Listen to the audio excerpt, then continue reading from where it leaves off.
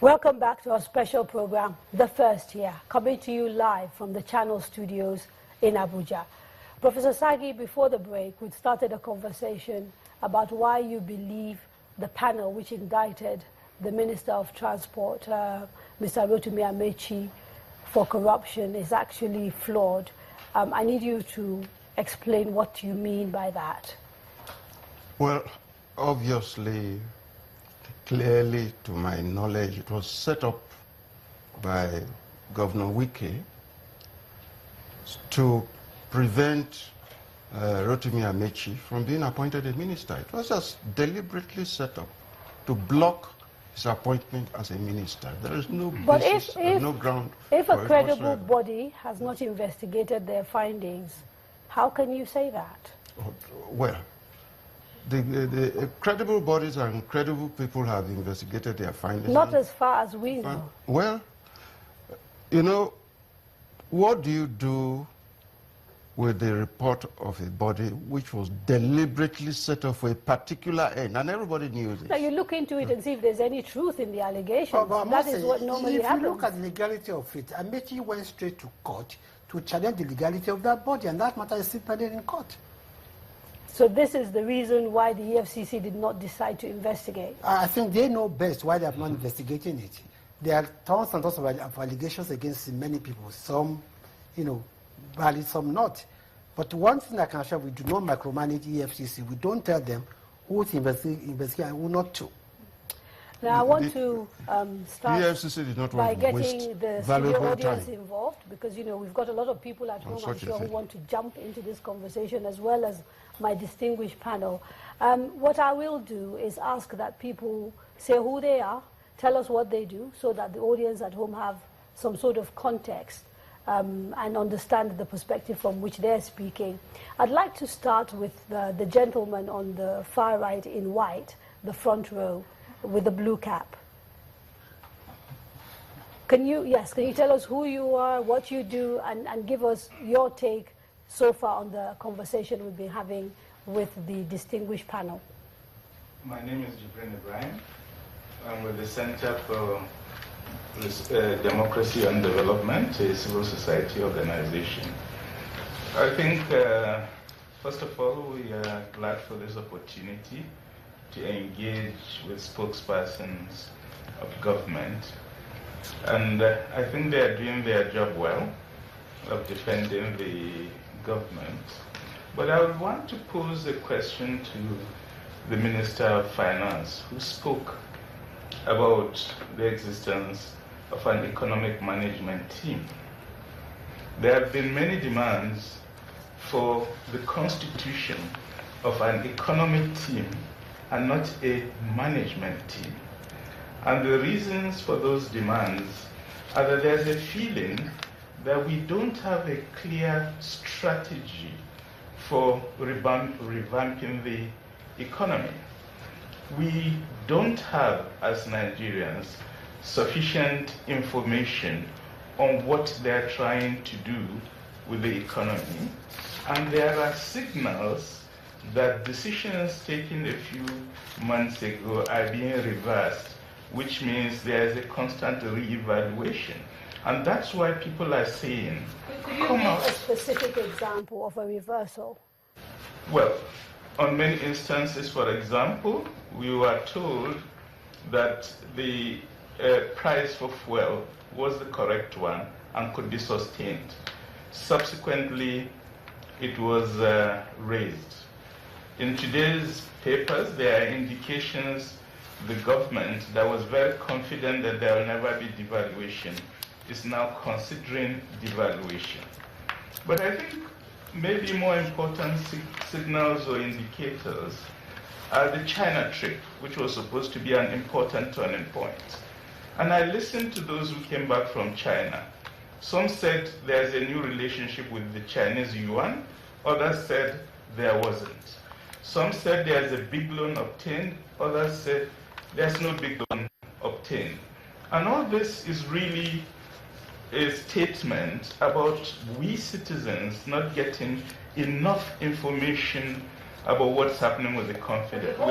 Let's get the minister to respond to that, and then we'll go back to someone else. Right. Thank you very much. I think that feedback around clarity and communication is something that we in the administration are taking very, very seriously. That's the feedback of the people, and we have to adjust that. I disagree that there isn't clarity as to where we want to take the economy. I think we've been very clear. We need to diversify away from oil. The question is, how do we do that? And there are three very clear steps. One, we need to improve discipline in how we manage our money. A lot of money is being stolen, a lot of money is being wasted, so we need to block that. Secondly, we need to invest. You cannot diversify your economy if you don't invest in the things that are needed to diversify an economy. And what are those things? And what is diversification? I mean, let's even define it, because we use these terms very liberally. Oil is only 13% of our GDP. And we're a big, big population. So we can't afford to rely on oil. Most of us have never even been to where the oil comes from. We need to diversify and get the benefits of the rest of the country into the GDP growth. So that if oil goes down, and we've seen how volatile oil is, Nigeria can survive. That's diversification. Let's use Iran as an example. Iran, due to sanctions, could not sell its oil for years.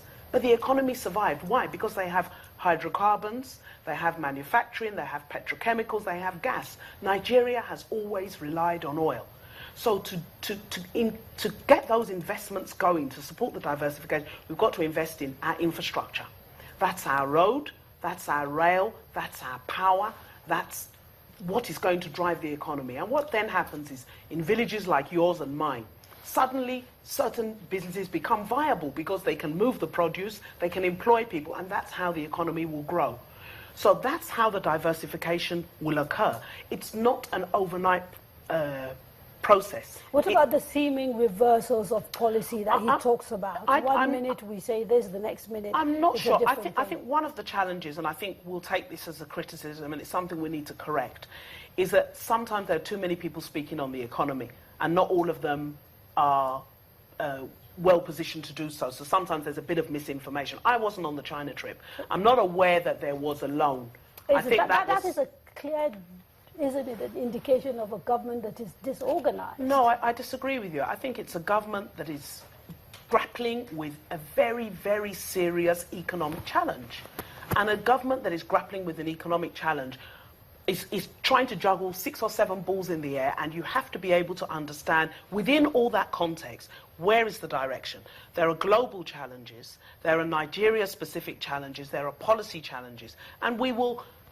we'll have to navigate through them. I think that it's a valid criticism, and I think it's something we are taking on board and we will correct. And I think it's an honest government that says, yes, we haven't gotten everything right in a year. Yeah. We're going to correct ourselves as we go.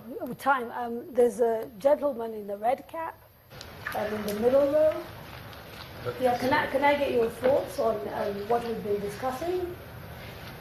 Specifically on the economy. Well, if you want to, but you can ask any of the panelists anything. I'm a lawyer.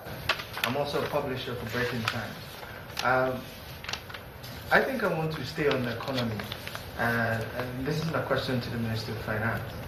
And it's also about policy yo-yos that we've been having recently. For me, and for most people, I think the lull in business we have is because a lot of people don't trust our forex policy. Because today you say you can only trade in maybe $500 on your card, or you can only move $1 million out of Nigeria. Tomorrow the policy changes. How? And I know you've lived abroad. Talking to foreign investors, do you think they have confidence enough in our economy to invest in it, or to bring in finance into our economy? We have a huge flight. A lot of airlines are in Nigeria because of this same unsure forex policy we have. Now, don't you think... So let's let her deal with that, because, the time, I need to get in as many people as possible. Looking forward, does the government plan to do in having one fixed policy? I think that the central bank, the Monetary Policy Committee, who are in charge of monetary policy, who incidentally do not report to the Ministry of Finance. They're independent of the Ministry of Finance, but that's not relevant. What's relevant is that they have said they're going to give us details of a flexible exchange rate policy. I think we need to wait for that. I think the answer to your question around foreign investors is a very interesting one. I spent last week with about 6 different foreign investors who came to my office to come and visit. And the sentiment around Nigeria's outlook remains positive. I think people recognise that Nigeria is in flux. I think we'd be very, very... We keep getting downgraded by the rating agencies. Every oil economy has been downgraded. Nigeria has actually had the least level of downgrade. Even Saudi Arabia has been downgraded. So I think, you know, when we talk about the economy, we've got to distill what are the things that are happening globally and what are the things that are happening in Nigeria, and then what are the things that are being caused by this government.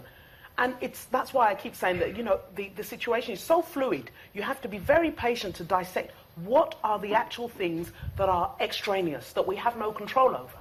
Now, the answer to your question around foreign investors is they are coming back in because they see that they have said, funnily enough, over the last years, the biggest problem in Nigeria was corruption.